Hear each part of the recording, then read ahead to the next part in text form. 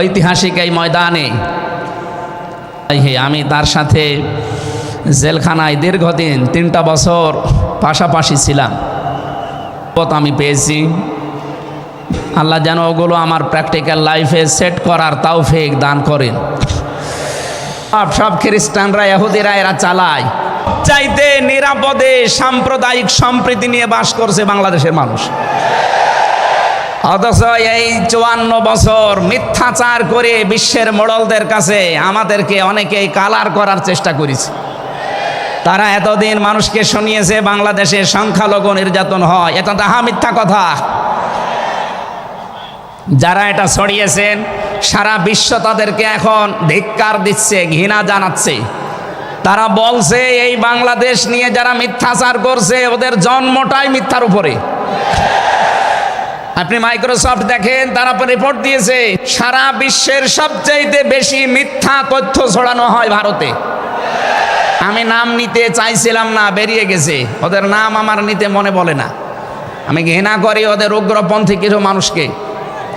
হিন্দু ভাইরা আমাদের শত্রু না, কিছু উগ্র আছে যারা জঙ্গি। আগামীতে এই খিয়ানত হবে না ইনশাআল্লাহ।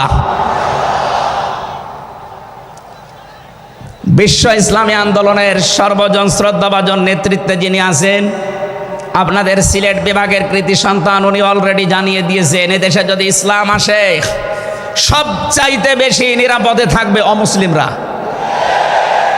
এই জন্যে গাইবান্ধায় দেখলাম একটা অনুষ্ঠানে, তার আগে একজন হিন্দু পুরোহিত ঠাকুর বক্তব্য দিচ্ছিল যে এই দেশে আগস্টের 5 তারিখের পর থেকে সবচাইতে বেশি নিরাপদে আছি আমরা অন্য ধর্মের লোকেরা। আমরা একথা বিশ্বাস করি, যদি দেশে ইসলাম আসে সবচাইতে বেশি নিরাপদে থাকতে পারবো আমরা। এই জন্য তারাও মনে প্রাণে ইসলাম এদেশে কায়েম হোক এটা চাচ্ছে, বলেন আলহামদুলিল্লাহ। এই জন্য হিন্দুরা আমাদের শত্রু না। আল্লাহ বলেন যারা মানুষ হয়ে মানুষের ওপরে জুলুম করে, অত্যাচার করে, এরা আমি আল্লাহর মামলার আসামি। যারা বিশ্বজিৎকে হত্যা করেছেন তিনি আমার সাথে জেলখানায় 3 বছর ছিল, সে ফাঁসির মামলার আসামি। এখন 30 বছর তারা জেল খাটা লাগবে, যাবজ্জীবন জেল হয়ে গেছে। শাওন ছেলেটার নাম, বাড়ি খুলনা, আমাকে মাঝে মাঝে এই তালিকা করার জন্য আসতো, আমাদের রাইটার ছিল। এসে আমার কাছে কান্নাকাটি করে বলতো, হামজা ভাই জীবনে যা ভুল করেছি। এই বিশ্বজিৎ ছেলেটা বারবার আমাকে বলছিল যে কিসের জামাত ইসলাম, কিসের শিবির। ভাই আমি তো মুসলমানই না। আপনার যদি বিশ্বাস না হয় তো আমি কাপড় চোপড় খুলি, তারপরও আমরা তারে মানি নাই। কোপের পরে কোপ দিয়ে জায়গায় শেষ করে দিয়েছি। এখন এই যে আমার মা বাবা আমার আর পরিচয় দেয় না, এমনকি আমার যাদের কথা মতো এই কাজ করেছিলাম তারাও আর কোনো খোঁজ খবর নেয় না। 30টা বছর এখন আমার জীবন থেকে নষ্ট হয়ে যাচ্ছে। উনি আমাকে জানিয়েছিলেন, এই জন্যে আমি বললাম। উনি বলেছে আপনি বাইরে যদি যেতে পারেন জনগণকে সতর্ক করবেন, কেউ যেন কারো উস্কানিতে পা দিয়ে অন্তত জীবনটা নষ্ট করে ফেলে না ফেলে। এই জন্য এই মেসেজটা পৌঁছালাম। অনেকে উস্কানি কিন্তু দিচ্ছে। আগস্টের 5 তারিখের পর থেকে উস্কানি আরম্ভ হয়েছে বাংলাদেশকে বিশৃঙ্খল করার জন্যে বিভিন্ন কায়দায়। একটাও হালে পানি নেয়নি, এখন আবার অন্য একটা নতুন ফর্মুলা আরম্ভ করেছে, এটাও হালে পানি নেবে না ইনশাআল্লাহ। সুতরাং যারা পালিয়ে গেছে তাদের উস্কানিতে পা দিয়ে যদি এই দেশে কেউ বিশৃঙ্খল পরিবেশ তৈরি করতে চান, একটু গোপালগঞ্জের দিকে আপনি মাঝে মাঝে তাকাবেন। পেছনে কিভাবে লাল করে দিয়েছে প্রশাসন দেখেননি? ওই সময় সন্তান গোপালগঞ্জ থেকে ঢাকায় আসলে, বসে আসলে 300 টাকা, দাঁড়িয়ে আসলে 1000 টাকা। কি অবস্থা করেছিল, এটা দেখেও আপনার শিক্ষা হয় না। এই জন্যে আমি সতর্ক করছি, আগামী থেকে আমরা যেন কারো উস্কানিতে পা দিয়ে বিশৃঙ্খল পরিবেশ তৈরি করে দেশটা অন্তত 9 রাজ্যের স্বর্গরাজ্য আমরা তৈরি করে না ফেলি। আল্লাহ যেন আমাদেরকে তৌফিক দেন কথা মেনে নেওয়ার, বলেন আমিন। তাহলে যারা মানুষ হয়ে মানুষের ওপরে জুলুম করেছে তারা মামলার আসামি কার? আরো জোরে বলেন কার? বৈষম্য বিরোধী ছাত্র আন্দোলনে যারা 9টা দফা দিয়েছিল, আমি কোরআনে কারিমের সাথে প্রায় 6টা দফা পেয়েছি। সূরা নমলের নাহাল, সূরা নাহালের 90 নম্বর আয়াতে 6টা আছে, আর বাকি জায়গা থেকে তারা আরো 3টা নিয়েছিল। তারা প্রথম যেটা নিয়েছে ওই ওয়ান জাস্টিস, আমরা ন্যায় বিচার কায়েম করতে চাই, এটা আল্লাহ 1500 বছর আগে জানিয়েছেন। সুবহানাল্লাহ বলতে পারেন নাই? আমরাও তো চাই এদেশে ন্যায় বিচার কায়েম হোক, কথা বলেন ঠিক কিনা? আর কোরআনে কারিম ছাড়া ন্যায় বিচার কায়েম করা সম্ভব না। আমান আমিলা বিহি ওজেরা আমান হাকামা বিহি আদালা, যদি কেউ আমল করে কোরআনের তাকে আল্লাহ পুরস্কার দেবে, কেউ যদি এই কোরআনের ন্যায় কোরআনে কারিম কায়েম করতে পারে তাহলে সে ন্যায় বিচার কায়েম করতে পারবে। সুতরাং এদেশে যারা শহীদ হয়ে গেলেন জীবন দিয়ে, তাদের যে উদ্দেশ্য, এ উদ্দেশ্য যেন সামনে সফল হয়, আমরা সবাই সেই চেষ্টায় থাকব ইনশাআল্লাহ। সতর্ক করছি এ কারণে, 1628 জন মানুষ দায়িত্বে ছিলেন বাংলাদেশে, ডাইরেক্ট ইনডাইরেক্ট মিলে। এরা আমরা যতদূর দেখতে পেয়েছি, আমার জেল জীবনের 3টা বছর ফাঁসির কন্ডেম সেলের ভেতরে আমি দেখেছি বাস্তবতা। এই 1628 জন কম বেশি এরা জুলুমের সাথে জড়িত। কেউ সরাসরি জালেম, কেউ জালেমের দোসর। কথা বলুন, জালেমরা টার্গেট কার? আরো জোরে। এজন্য আপনারা আল্লাহর মামলার আসামি, বাদী যত বড় হয় মামলা তত কঠিন হয়। আমাদের মামলা, আলেমদের মামলার বাদী সব ছিল সরকার, এই জন্য আলেমদের কোনো জামিন নেই। আমার মামলা 30 বারের উপরে উঠেছে, সিএমএম কোর্ট, জজ কোর্ট, হাইকোর্ট মিলে। জামিন হবে না, কারণ আমার নামের আগে আলেম আছে। আমার নামের আগে যদি লয়দির্ঘি গ থাকতো, আমি 3 বছর না 3 দিনও আমার জেলে থাকা লাগতো না। আমাকে ধরার পরে তারা অফার দিয়েছিল, যা যা বলতে বলি এইগুলো শুধু বলবেন, কালকে আপনাকে আমরা ছেড়ে দেব না। এত মিথ্যা কথা বলা আমার দ্বারা সম্ভব না। বলে তাহলে যান। এই যে দিয়ে দিল, ন্যায় বিচার কায়েম হচ্ছে দেশে, এই কথা তারা মানুষকে শোনাতো। পুরাটাই চলেছে 15.5 বছরে, পুরা অবিচার আর অন্যায়। এই জন্য যারা আল্লাহর মামলার আসামি, আপনি ভাবতে পারেন বিষয়টা কত কত বড় বিষয়। আল্লাহ নিজে মামলার বাদী, নিজে বিচারপতি, নিজে রায় দেবেন। এই জন্য জালেমদের একুলো শেষ, অকুলো শেষ। মানুষ হিসাবে আমরা মানুষকে সামনে সম্মান দিয়ে চলবো ইনশাআল্লাহ। দরুদ আর সালাম পড়ছি আমাদের নবী, মানবতার মহান শিক্ষক মুহাম্মদুর রাসূলুল্লাহ সাল্লাল্লাহু আলাইহি ওয়াসাল্লামের প্রতি। বিশ্ব নবীকে আল্লাহ পড়া কোরআন শরীফে, এই যে কোরআনের যে আয়াত পড়লাম আমরা, সূরা বাকারার 208 নম্বর আয়াত আমরা তেলাওয়াত করেছি। এ কোরআনে কারিম পড়তে হলে প্রতিটি অক্ষর, 29টা অক্ষর আমরা আছে জানি আরবি, প্রতিটি অক্ষর দিয়ে নবীজিকে আল্লাহ ডাক দিয়েছেন একটা সুন্দর এবং উত্তম নাম নিয়ে। বিশ্ব নবীকে আল্লাহ আলিফ দিয়ে জানিয়েছেন আহমাদ, তিনি প্রশংসিত। বা দিয়ে আল্লাহ জানিয়েছেন আমার নবী বাশির, তিনি সুসংবাদদাতা। তা দিয়ে আল্লাহ জানিয়েছেন আমার নবী মুত্তাকি, তিনি পরহেজগার। সা দিয়ে আল্লাহ পাক জানিয়েছেন আমার নবী মুদ্দাসসির, তিনি কম্বলওয়ালা। জিম দিয়ে আল্লাহ জানিয়েছেন আমার নবী জামিল, সুন্দর। হা দিয়ে আল্লাহ জানিয়েছেন আমার নবী হামিম, অন্তরঙ্গ বন্ধু। খ দিয়ে আল্লাহ জানিয়েছেন আমার নবী খাতামান নাবিয়্যিন, শেষ নবী। এভাবে বলতে বলতে সর্বশেষ অক্ষরে যে দেখবেন ইয়া, আল্লাহ জানিয়েছেন ইয়াসিন। বলেন আল্লাহু আকবার। তাফসিরে কাবীর আল্লামা ফখরুদ্দীন রাজি রহমতুল্লাহ আলাইহি এই সিন শব্দের তিনি 5টা ব্যাখ্যা দিয়েছেন। তিনি লিখেছেন সিন মানে সাজ্জিদুল আলামিন, সিন মানে সাজ্জিদুল বাশার, সিন মানে সাজ্জিদুল কাউনাইন, সিন মানে সাজ্জিদুল আম্বিয়া, সিন মানে সাজ্জিদুল মুরসালিন। এক একটা শব্দের ভেতরে হাজার হাজার কথা তিনি দিয়েছেন। আমি একটা বলছি, সিন মানে সাজ্জিদুল আলামিন। শুধু আলম না, আলামিন বহু বচন। এই পৃথিবীতে 257টা রাষ্ট্র আছে। যত জগৎ আল্লাহ বানিয়েছেন, আপনি যে জগতেই বাস করেন না কেন, মুহাম্মদ রাসূলুল্লাহকে আপনাকে নেতা মানা লাগবে, আদর্শ মানা লাগবে। কারণ আল্লাহর ঘোষণা দেওয়া নেতা এই একজন। আল্লাহ পৃথিবীর অন্য কাউকে হে নেতা এ শব্দ বলেননি, শুধু আমাদের নবী, আপনার নবী মুহাম্মদুর রাসূলুল্লাহকে জানিয়েছেন ইয়াসিন, হে নেতা। আয়াতের তাফসিরে আমি আরেকটা আয়াত পেয়েছি সূরা হুদ 12 নম্বর পারা 12 নম্বর পৃষ্ঠার 1 নম্বর লাইনের 98 নম্বর আয়াত। এটা তাফসিরে ফি জিলালিল কোরআনে পাবেন। আমি সামারাইজ করে বলছি, যদিও ফেরাউন সম্পর্কে এটা নাজিল হয়েছে, সাইয়্যিদ কুতুব রহমাতুল্লাহ আলাইহি তাফসির করতে গিয়ে তিনি লিখেছেন, যেই নেতা জাহান্নামে যাবে কিয়ামতে, ওই দলের নেতার যত অনুসারী আছে, যত মানুষ তাকে অনুসরণ করত, সব অনুসারীরা তার সাথে জাহান্নামে যাবে। এটা বাংলাদেশের সাথে খুব দরকার, এই জন্য আমি সতর্ক করলাম। আপনার বিবেকের কাছে প্রশ্ন করে এটা নেতা নির্বাচন করবেন, এটা দুনিয়ার বিষয় হলে আমি বলতাম না, এটা আখিরাতের সাথে রিলেটেড।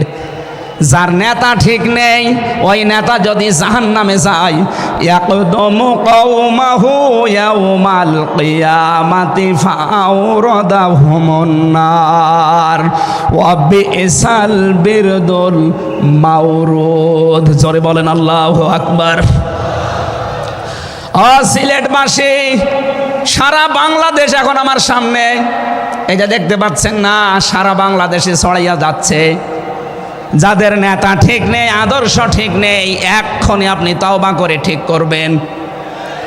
সত্যি বলছি, যাদের নেতা ঠিক নেই, ওই নেতা যদি জাহান্নামে যায়, আল্লাহর কসম আপনাকে ওর সাথে জাহান্নামে যাওয়া লাগবে। নেতৃত্ব দেওয়ার জন্য গুণ বললাম কয়টা? বলেন বলেন। আপনি সূরা বাকারার 247 নম্বর আয়াতটা দেখবেন। ক্বালা ইন্নাল্লাহা আসতাফাহু আলাইকুম ওয়া যাদাহু বাসতাতান ফিল ইলমি ওয়াল জিসম ইলা আখির আয়া। আল্লাহ নিজে জানিয়েছেন, এই পৃথিবীতে কেউ যদি নেতৃত্ব দিতে চায়, তার প্রথম নাম্বারে জ্ঞান লাগবে। জোরে বলেন, কি লাগবে? আপনি যাকে মেনে চলেন, যার না নেতৃত্ব মানেন, বলেন তো সে জ্ঞানী আপনার দৃষ্টিতে মনে হয়? যে লোকটা কথা বলতে পারে ঈদুল ফিতরের জানাজার নামাজ আগামীকাল অনুষ্ঠিত হবে, ওর জ্ঞান কেমন আপনি টের পাচ্ছেন না? এই কথা বলে না কেন? এই জন্য নেতৃত্বের সামনে কেউ দিতে চাইলে তাকে জ্ঞানী হওয়া লাগবে, আসমানের জ্ঞানী হওয়া লাগবে। যাবতীয় জ্ঞান, জাগতিক জ্ঞান তো লাগবেই, মাস্ট বি। এইটার জ্ঞান লাগবে। কোনটার বলেন? 2 নম্বরে আমি পেয়েছি, নেতা হওয়ার জন্য লাগবে, কেউ যদি সীমা লঙ্ঘন করে, কথাবার্তার কাজে কামে, সে নেতৃত্ব দেওয়ার যোগ্যতা হারিয়ে ফেলে। এটা সূরা শুআরার 152 নম্বর আয়াতে পাবেন। বাংলাদেশে আমরা এই কয়েকদিন ধরে দেখতে পাচ্ছি ডক্টর মিজানুর রহমান আজহারি, উনি একটা ইঙ্গিত দিয়েছেন, আর কেউ কেউ তার কথাটা ধরে মাথার কল্লা পর্যন্ত 10 লাখ টাকা ঘোষণা দিয়ে দিয়েছে। আপনার এত টাকা যে একজন মানুষের মাথার দাম আপনি 10 লাখ ঘোষণা দিয়ে দিলেন, তাও আপনি একজন পীর। এটাকে পীর না শয়তান? দুদককে বলবো, যারা 10 লাখ টাকা মানুষের মাথা ঘোষণা দিতে পারে, তার টাকা আছে কত আপনারা খোঁজ নিন। এক কথা বলেন না কেন? এই পীরগুলোকে আমরা মানুষকে 50,000, 5 লাখ, 10 লাখ টাকার কম্বল বিতরণ করতে দেখি না এই শীতে। তারা মানুষের মাথা চায় 10 লাখের বিনিময়ে। কি হয়েছে? সে একটা অসংলগ্ন কথা বলেছে, এই কারণে। আপনি 2 ঘন্টা কথা বলেন তো আমি আপনার 50টা ভুল ধরবো। আমরা 1.5 ঘন্টা 2 ঘন্টা কথা বলে একটা স্লিপ অফ টান হলে সেইটা নিয়ে এই যে কেরামান কাতিবিন, উনি একটা কি বলতেছে বলে ফেলেছে। আরে ভাই, আমাদের বয়সই কত? আমার বয়স এখন 33, মিজান ভাই আমার 5 বছরের বড় মাত্র। এ সব মিলে নাই তার 38-40 বছর হবে। এখনো তো নবুয়তের বয়সে আমরা পাইনি। কথা বলে না কেন? নবীকে আল্লাহ 40 বছরের আগে নবুয়ত দেয়নি, আমরা তো সে বয়সে এখন মানে পার হতে পারিনি। 2-একটা কথা এদিকে ওদিকে হলে আপনারা মাথা 10 লাখ টাকা। মাথা কি এত ফ্রি? বলেন। কেউ কেউ অলরেডি আবার বলেছে এরা ধর্ম ব্যবসায়ী। এই কথা যেই লোকটা জানিয়েছে মিজানুর রহমান আজহারীর নাম নিয়ে যে এটা ধর্ম ব্যবসায়ী, আপনার ঈমান চলে গেছে। কারণ মিজানুর রহমান আজহারীর নামের আগে একজন আলেম লেখা আছে, আল উলামা ওয়ারাসাতুল আম্বিয়া, আলেমরা নবীর ওয়ারিস। এই কথা বলেন না কেন? অনেক বড় দায়িত্ব তার মাথার উপরে। নবীজি জানিয়েছেন আনা খাবাল খাতামান নাবিয়্যিন আলা নাবিয়্যা বাদি, আমি শেষ নবী, আমার পরে কোনো নবী নেই। এ কথার ভেতরে একটা ইঙ্গিত আছে, নবী শেষ, তারপরে নবী নেই। অথচ আদম নবী থেকে শুরু করে হযরত ঈসা নবী পর্যন্ত আমরা দেখেছি এক নবী শেষ হওয়ার পরে আর এক নবীর উপরে এ দায়িত্ব এসে পড়তো। উম্মতের দায়িত্ব ভার নবীরা নিত, কিন্তু এখন তো নবী নেই। যেহেতু ওনার ঘোষণা আমার পরে আর কোনো নবী নেই, আমি শেষ নবী, এই হিসাবে নবীজি জানিয়েছেন আল উলামা ওয়ারাসাতুল আম্বিয়া, আমি থাকবো না কিন্তু আলেম থাকবে, এরাই আমার ওয়ারিস, এরাই আমার স্থলাভিষিক্ত। নবীর উপরে কথা বললে যেমন আমল আখলাক আল্লাহ নষ্ট করে দেয়, আলেমদের বিরুদ্ধে আলেমদের উপরে কারো যদি কথা যায় তার পেছনের আল্লাহ সব নষ্ট করে দেবে। অহুম লা ইয়াশউরুন, কখন যে নষ্ট হয়ে যাবে আপনি টেরও পাবেন না।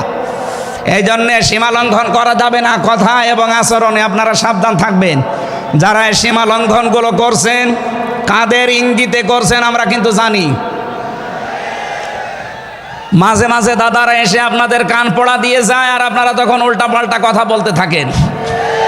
কেউ না জানলে দেশের আলেমরা কিন্তু আগেই টের পায়, কারণ এরা তাহাজ্জুদের নামাজের সেজদায় আমার আল্লাহর সাথে কথা বলে। কথা বলেন না কেন?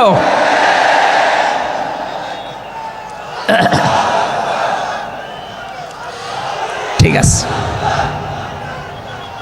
এই জন্য যারাই যা কথা বলবে না কেন কারো কান পড়ায় কান দিয়ে সীমা লঙ্ঘন করবেন না। আমি আশা করি কি বোঝাতে চাই আপনি বুঝেছেন।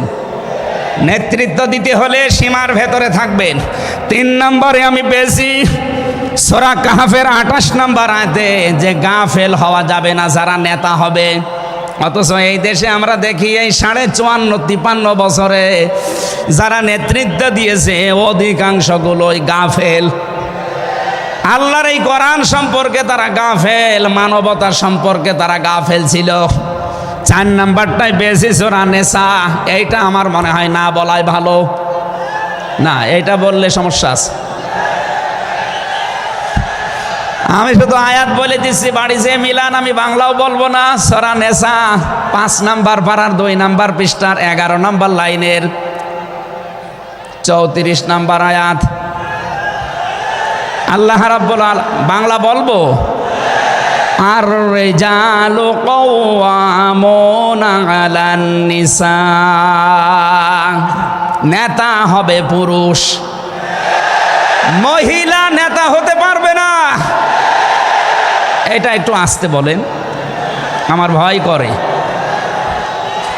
এই জন্য আমরা সামনে যারা নেতা হবে তারা যেন পুরুষ হয়। কথা বলেন ঠিক কিনা? নবীজি জানিয়েছেন লা ইউফলিহা কওমুন, ওই জাতি কখনো সফল হতে পারে না যে জাতির নেতৃত্বে কোনো মহিলা বসে আছে। আমার এই হাদিসটা 100% বিশ্বাস হয়, আপনাদের না 98%? এই হাদিস 100% বিশ্বাস করেন কারা? দেখি লিল্লাহে তাকবীর। এই দেখেন তো, হাত তোলেনি কে? আলহামদুলিল্লাহ। ঠিক আছে, বসেন বসেন বসেন, তাফসীর মাহফিলে বসেন।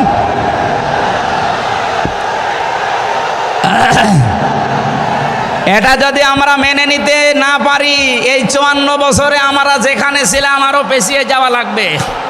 এই জন্য আমরা সামনে এগিয়ে যেতে চাই। কোরআনের সূরা নিসার 34 নম্বর আয়াত, সামনে যদি নেতা হয় পুরুষ মানুষ হবে ইনশাআল্লাহ।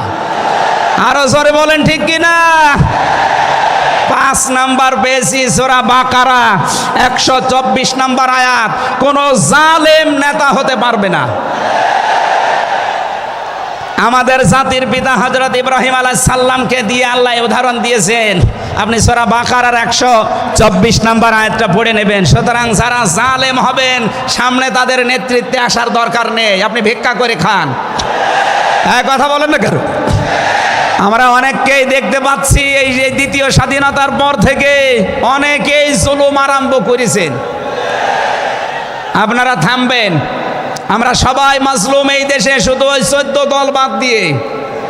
সুতরাং আমরা এই মাজলুমগুলো যেন আবার জালেম হয়ে না যায়, তাহলে নেতৃত্ব দেওয়ার যোগ্যতা আমরা হারিয়ে ফেলবো। আল্লাহ যেন আমাদেরকে বাঁচান, বলেন আমিন। সূরা বাকারা আয়াত নাম্বার 208।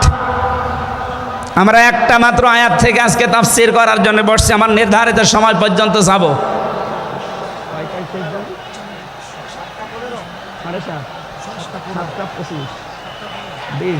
ঠিক আছে, জবান খুলে দিয়ে আগে পড়ে না। আউযু বিল্লাহি মিনাশ শাইতানির রাজিম। বিসমিল্লাহির রহমানির রহিম।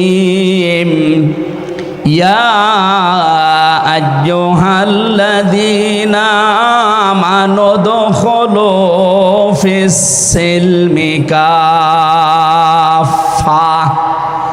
এ পর্যন্ত থাক। যেহেতু ডক্টর মিজানুর রহমান আজহারি আর 20-25 মিনিট পরে চলে আসবে, এই জন্য আমরা এ পর্যন্ত থাক। 3 ভাগের 1 ভাগ আমরা পড়লাম। সূরা বাকারা আল্লাহ তাআলা ডাক দিয়েছেন ইমানদারকে। কাকে বলেন তো? আমরা ইমানদার না বেঈমান? ঈমান আনার আগে একটা কাজ করা লাগে।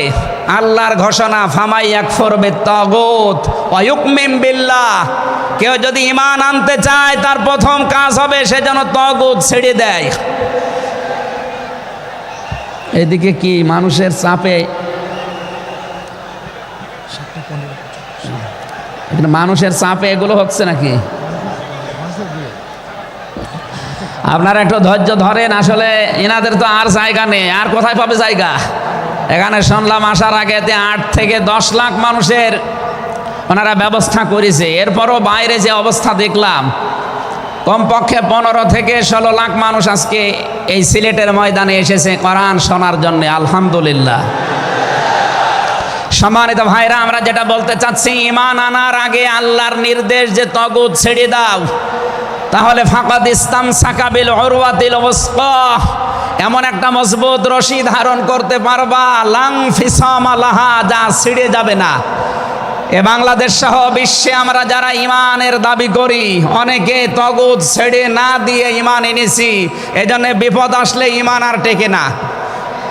পক্ষান্তরে যারা তাগুত ছেড়ে দিয়ে ঈমানের দাবি করতে পেরেছে, এই মানুষগুলোর ঈমানের যত পরীক্ষা হয় তাদের ঈমান তত মজবুত হয়।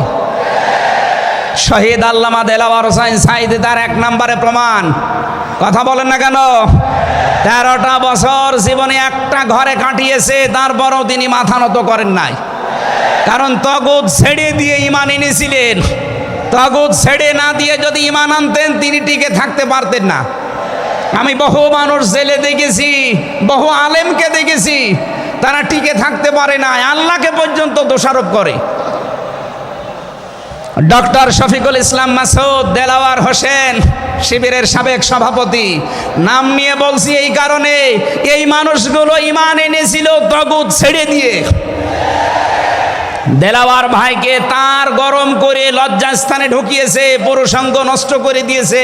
57 দিন লোকটা রিমান্ডে ছিল, তারপরও টলাতে পারে না জালেমরা। কিন্তু যারা ঈমান এনেছে তাগুতের সাথে মিল মহাব্বত রেখে, আপনি তাকান, আগস্টের 5 তারিখের পরে তারা অনেকেই বেঈমান হয়ে গেছে। জাতীয় মসজিদের সাবেক ইমাম, কথা বলে না কেন? 5 তারিখের পরে পালিয়েছে, পৃথিবীর ইতিহাস পাল্টিয়ে দিয়েছে। জাতীয় মসজিদের ইমাম পালিয়ে যায়, এটা একটা লজ্জা না? এমপিরা নাই পালিয়ে গেল, আপনি কেন পালাবেন? কিছুদিন পরে জোর করে এসেছিল ইমামতি আবার করব, জনগণ জুতা দিয়ে পিটিয়েছে। পরের দিন স্ট্যাটাস দিয়েছে, জনগণ জুতা দিয়ে পিটিয়েছে, তাই কি আমার গায়ে লাগেনি। মানুষ কত নিচে নামতে পারে। তার বাবা তো একজন ভালো মানুষ ছিল, একজন আলেম ছিল, কি এসেছে আল্লাহ জানে। একটা জালেমাকে সে নাম দিয়েছে কওমি জননী। এই নামটা যেই দিন দেয় সেদিন জেলখানায় ওনার নামে বদদোয়া হয়েছে। মাওলানা মামুনুল হক সহ যত আলেম ছিল আমরা এক জায়গায়, ওনারা বলছিল যে করল কি হেফাজত ইসলামের 13 সালে এতগুলো মানুষ হত্যাকারী যার হাতে রক্ত লেগে আছে, আর সেই লোকটাকে নাম দিয়ে দিল কওমি জননী। আমাদের মাথা কাটা গেল। এরকম হাজারো আলেম, হাজারো পীর, হাজারো মুসলমানের দেশে ঈমান রাখতে পারে নাই, কারণ তগুতের সাথে সম্পর্ক রেখে ঈমানের দাবি করত। আল্লাহ বলেন ঈমান আনতে হলে আগে তগুত ছেড়ে দাও, এরপরে ঈমানের দাবি করো। উদখুলু ফিস সিলমি কাফা, ঈমানদার যারা তারা প্রবেশ করো পুরোপুরি ভাবে ইসলামে। এখানে সিলমন বা সালমন, সিনের উপরে জবর দিলে হয় সালমন মানে শান্তি, সিনের নিচে জের দিলে হয় সিলমন মানে ইসলাম। আল্লাহ রাব্বুল আলামিন ঈমানদারকে ডাক দিয়ে জানিয়েছে তোমরা প্রবেশ করো। যেহেতু সিলমনটা আছে এজন্য ইসলাম নেওয়া লাগবে। আমি যতগুলো তাফসীর বিশ্ববিদ্যালয়ে থাকাকালীন মিলিয়েছিলাম এই সিলমন দিয়ে। আমি ভার্সিটিতে থাকাকালীন প্রায় 42টার উপরে এক জায়গায় মিলিয়েছি, যে দেখি সবাই কি বলে। প্রত্যেক মুফাসসির এখানে শান্তি না, এখানে নিয়েছেন তারা ইসলাম অর্থে তোমরা পুরাপুরি ইসলামে প্রবেশ করো। এখন আমরা যদি প্রশ্ন করি পুরাপুরি ইসলামে প্রবেশ করার অর্থ কি, কোরআন শরীফ থেকে আমরা ব্যাখ্যা বিশ্লেষণ দিয়েছি যে 5টা বিষয় যখন দেখবেন আপনার ভেতরে আছে তখন বুঝবেন আমি পুরাপুরি ইসলামে প্রবেশ করেছি। জোরে বলেন সুবহানাল্লাহ। আমি তাফসীর থেকে যে নোটগুলো নিয়ে এসেছি তার 1 নম্বরে আপনি যখন দেখবেন যে আপনি আত্মসমর্পণ করে ফেলেছেন, 2 নম্বরে আপনার ভেতরে ইখলাস তৈরি হয়েছে, 3 নম্বরে আপনার বিশুদ্ধ আকীদা তৈরি হয়ে গেছে, 4 নম্বরে আপনার চরিত্র উন্নত হয়েছে, 5 নম্বরে আপনার লেনদেনে স্বচ্ছতা এসেছে। এই 5টা কাজ যখন আপনি দেখবেন তখন মনে করবেন যে আমি ইসলামে পরিপূর্ণ প্রবেশ করেছি। এখন বলেন তো আপনার কি 5টা কাজ পরিপূর্ণ হচ্ছে? আত্মসমর্পণ 1 নম্বরে আপনাকে করা লাগবে আমার আল্লাহর সামনে। কার সামনে? এটা দেখিয়েছেন আমাদের জাতির পিতা হযরত ইব্রাহিম। ইয ক্বালা লাহু রাব্বুহু আসলিম ক্বালা আসলামতু লিরাব্বিল আলামিন। সূরা বাকারা 1 নম্বর পারা 19 নম্বর পৃষ্ঠা 7 নম্বর লাইনের 131 নম্বর আয়াতে আছে। এটা ইবনে কাসিরে পাবেন। আল্লাহ পাক বলেন আত্মসমর্পণ করো। উনি গাছের মাথায় বসে কোড়াল দিয়ে কাঠ কাটছিলেন, ডাক দিয়ে বলে মাবুদ এখানে বসে আত্মসমর্পণ করব কি করে? আল্লাহ পাক বলেন আত্মসমর্পণ এখানে খাতনা করে আত্মসমর্পণ করো। গাছের মাথায় তিনি কোড়াল দিয়ে খাতনা করে বললেন আমি মহাবিশ্বের প্রতিপালকের কাছে আত্মসমর্পণ করলাম, স্যালেন্ডার করলাম। এতটুকু তিনি শেষ করেননি, তিনি ডাক দিয়েছিলেন ইন্তেকালের আগে তার সন্তানদেরকে। ووصى بها إبراهيم بنيه ويعقوب يا بني إن الله اصطفى لكم الدين فلا تموتن إلا وأنتم مسلمون।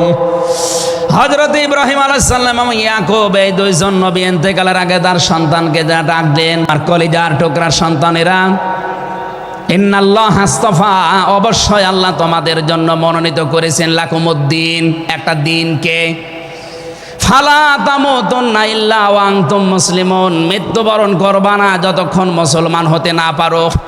এবার আসেন তো ইব্রাহিম আমাদের জাতির পিতা, হযরত ইয়াকুব আলাইহিস সালাম তাদের সন্তানদেরকে ইন্তেকালের আগে নসিহত করলেন যে তোমাদের জন্য আল্লাহ একটা দিন মনোনীত করেছেন। কি মনোনীত করেছেন? দিন কি? রাতের পরে যেটা আসবে ওই দিন। বলেন বলেন। কবরে গুরুত্বপূর্ণ যে প্রশ্নগুলো তার ভেতরে এটা একটা, মা দীনুকা, দিন কি? এটা যদি আপনি ক্লিয়ার হতে না পারেন কবরে যে প্রশ্নের জবাব দিতে পারবেন না। এজন্য এই বিষয়টা নিয়ে বিস্তারিত আমাদের জানা শোনা দরকার। দিন বলতে আল্লাহ নিজেই আবার ব্যাখ্যা দিয়েছেন, দিন কি জানো? ইব্রাহিম নবী যেটা, ইয়াকুব নবী যেটা তার সন্তানদেরকে বারবার ওসিয়ত করছিল ইন্তেকালের আগে, আল্লাহ তোমাদের জন্য একটা দিনকে মনোনীত করেছেন, সেই দিন হচ্ছে ইসলাম। জোরে বলেন সুবহানাল্লাহ। ইন্নাদ-দীনা ইনদাল্লাহিল ইসলাম। অবশ্যই আমি আল্লাহর কাছে মনোনীত একটাই দিন আছে, তার নাম, আরো জোরে বলেন। এখন পৃথিবীতে প্রায় 4,500-এর উপরে ধর্ম আছে, দিন আছে। 4,500 ধর্মের কোনো দিনের উপরে, ধর্মের উপরে আমার আল্লাহ রাজি নেই, খুশি নেই, তিনি পছন্দ করেন না। একটাই মাত্র দিনকে তিনি মনোনীত করেছেন, পছন্দ করেন, তার নাম ইসলাম। وَمَن يَبْتَغِ غَيْرَ الْإِسْلَامِ دِينًا فَلَن يُقْبَلَ مِنْهُ وَهُوَ فِي الْآخِرَةِ مِنَ الْخَاسِرِينَ। সূরা আলে ইমরান 3 নম্বর পারা 20 নম্বর পৃষ্ঠা 4 নম্বর লাইনের 85 নম্বর আয়াতে আছে, এ পৃথিবীতে কেউ যদি ইসলাম বাদ দিয়ে অন্য কোনো নিয়ম নীতি, অন্য কোনো দিন অনুসরণ করে, ফালাই ইউকবালা মিন, জীবনে আর কোনো কিছু আল্লাহর দরবারে কবুল হচ্ছে না, হবে না। ইউকবালা এটা মোজারে, বর্তমান, ভবিষ্যৎ, প্রেজেন্ট, ফিউচার। এর আগে লান এসেছে, মোজারের আগে লান আসলে আরবিতে বাংলা অর্থ দাঁড়ায় জীবনেও হবে না, কোশ্চিন কালো সম্ভব না। আল্লাহ যদি গ্যারান্টি দিয়ে বলে ইসলাম বাদে অন্য কোনো নিয়ম নীতি দিয়ে অন্য কোনো ধর্ম পালন করলে আমি আল্লাহ রাজি হব না, কেউ রাজি করাতে পারবে? এতটুকু আল্লাহ শেষ করেননি, পরেরটা আরো কঠিন। অহুয়া ফিল আখিরাতি মিনাল খাসিরিন। আল্লাহ পাক বলেন ওই লোকটা সবচাইতে বড় ক্ষতিগ্রস্ত হবে আখিরাতে। বলেন নাউজুবিল্লাহ। সিলেটবাসী আমাদের জীবন এদিকে ওদিকে করে হয়তো কেটে যাবে, কিন্তু মরণের পর আমরা যদি ক্ষতিগ্রস্ত হয়ে যাই, এই আসল জীবনে যদি আমাদের নষ্ট হয়ে যায়, তাহলে আমরা এই ভুল পথে থেকে আমাদের জীবনটা নষ্ট করব কোন কারণে? যত নিয়ম নীতি আছে আজকে থেকে সব মাইনাস করবেন, সব বাদ দিয়ে দেবেন। ইসলাম বাদ দিয়ে কোনো নিয়ম নীতি দিয়ে আল্লাহকে রাজি করানো যাবে? তাহলে ইসলাম বাদ দিয়ে বিয়ে শাদী হবে? বলেন বলেন। ইসলাম বাদ দিয়ে পরিবার নীতি হবে? ইসলাম বাদ দিয়ে রাজনীতি হবে? এটা হতে পারে। হ্যাঁ, কিছু মানুষ এখন কথাই আরম্ভ করেছে যে উঠলে আপনি রাজনীতির কথা বলেন। আরে ভাই, রাজনীতি যদি কোরআনে না থাকতো আমি ওই আয়াতটাই পড়তাম না। এর ভেতরে নামাজের কথা মাত্র 82 জায়গায় আছে। কয় জায়গায়? বলেন বলেন। রোজা রাখা ফরজ মাত্র 1 জায়গায় আছে। হজ করা ফরজ মাত্র 1 জায়গায় আছে। আর রাজনীতি কোরআন দিয়ে করা লাগবে এটা 903 জায়গায় আছে। সুবহানাল্লাহ বলতে পারেন না? পুরা কোরআন শরীফ আমি যতটুকু পড়েছি আমার এতটুকু আয়ত্ত হয়েছে। নামাজের চাইতে, হজের চাইতে, যাকাতের চাইতে সব চাইতে বেশি আলোচনা দিয়েছেন আল্লাহ রাজনৈতিক বিষয়ে। তো সেইটা যদি আমি বলতে না পারে, আমি কি রামায়ণ থেকে, গীতা থেকে আপনাদের আলোচনা শোনাবো? এজন্য সাফ কথা, দিন ইসলাম, ইসলাম বাদ দিয়ে অন্য কোনো নিয়ম নীতি মানা যাবে না। আমি সেদিন যশোরে এক কলেজের অধ্যাপককে, বিসিএস ক্যাডার উনি, ওনাকে বলেছিলাম আপনাকে জোর করি না স্যার, আপনি শুধু আমার ধর্মীয় গ্রন্থ এই কোরআনে কারিম একটু বুঝে বুঝে পড়েন। 3 মাস সময় দিলাম আপনাকে। 3 মাস পরে, যেহেতু জ্ঞানী মানুষ, 3 মাসের পরে দেখি মুসলমান হয়ে গেছে। এজন্য অন্য ধর্মের যারা আছেন, রেকর্ড হচ্ছে, আপনাদেরকে আমরা জোর করব না। আমাদের ধর্মে জোর নেই, লা ইকরাহা ফিদ্দিন। আমাদের ধর্মে জোর আছে, জবরদস্তি নেই, জোর নেই। এই জন্যেই তো 850 বছর এই এলাকা মুসলমানরা শাসন করেছে, একটাও মন্দির ভাঙে নাই। অথচ আমরা আমাদের প্রতিবেশী রাষ্ট্রে দেখতে পাচ্ছি এরা অনেকগুলো মসজিদ অলরেডি ভেঙে দিয়েছে, ধোয়া ধোয়া তুলে। ওরা বলছে 500 বছর আগে এখানে নাকি মন্দির ছিল। বিশ্বের মানুষেরা দেখি মাটির নিচে তেল পায়, গ্যাস পায়, আরে শয়তানরা শুধু মাটির নিচে মন্দির পায়। আপনাদের পূর্বপুরুষেরা আল্লাহর ঘর ভাঙতে এসে কাঁচ ফিম মাকুল হয়ে গেছে। আমরা দেখতে পাচ্ছি আগামীতে আল্লাহর ঘর মসজিদগুলো ভেঙে দেওয়ার কারণে আল্লাহ নিজে কিন্তু প্রতিশোধ নেবে। কাসফিম মাকুল আপনাদেরও বানিয়ে দেবে ইনশাআল্লাহ। এই জন্য প্রতিবেশী হিসাবে সতর্ক করলাম, যদি ভালো লাগে মেনে নিন, ভালো না লাগলে নিজের পায়ে নিজে কোড়াল লাগান। আমার কথার অর্থ বোঝেননি? সুতরাং পৃথিবীতে দিন ইসলাম বাদ দিয়ে কোনো ধর্ম সব মানুষের বানানো তৈরি করা। অন্য ধর্মের মানুষদেরকে আমরা চ্যালেঞ্জ করছি, আহ্বান জানাচ্ছি, আমাদের এইটা পড়েন, লা ইকরাহা ফিদ্দিন লা রাইবা ফি যালিকাল কিতাবু লা রাইবা ফি। কোনো সন্দেহ নেই, সন্দেহের অবকাশ পর্যন্ত নেই। এখানে আসেন, যদি মনটা আপনার ভালো থাকে, টনি বেলারের শালিকা লরেন বুথকে যেভাবে হেদায়েত দিয়েছে আপনাকেও দিতে পারবে ইনশাআল্লাহ। সেই আহ্বান রেখে এখনও যেহেতু 4টা অর্থ ছিল, আপনি যে ইসলামে প্রবেশ করেছেন তার দ্বিতীয় অর্থ আপনি দেখবেন যে আপনার ভেতরে ইখলাস আছে কিনা। আপনি কি লোক দেখানো কাজ করেন না আল্লাহর জন্য করেন, এইটা দেখবেন। 3 নম্বরে আপনার আকীদা শুদ্ধ আছে কিনা। আজ এই দেশের একটা মাসলুম সংগঠনের উপরে একটা তহমত দেওয়া হয় যে এদের আকীদা ঠিক নেই। আপনার আকীদা কত ভালো, আমি নিচে নামলাম না। 4 নম্বরে উন্নত চরিত্রের অধিকারী হওয়া লাগবে, আর এটা নিতে হবে মুহাম্মদুর রাসূলুল্লাহর কাছ থেকে। 5 নম্বরে আমাদের লেনদেন স্বচ্ছ হওয়া লাগবে। আপনারা তাফসীর শুনতে এসেছেন, আমরা বিস্তারিত আর বলতে পারলাম না আজকে, কারণ আমার সময় শেষ হয়ে গেছে। আগামীতে কিছুক্ষণ পরে যেহেতু ডক্টর মিজানুর রহমান আজহারি ভাই আসবে, ওনার কাছে আমরা আরও গুরুত্বপূর্ণ কথা শুনবো আজকের কথাগুলো আল্লাহ আমাদের জীবনে প্র্যাকটিক্যাল লাইফে আমল করার তৌফিক দিন, আমিন। বারাকাল্লাহু লানা ওয়া লাকুম ফিল কোরআনিল আযীম। আসসালামু আলাইকুম ওয়া রাহমাতুল্লাহ।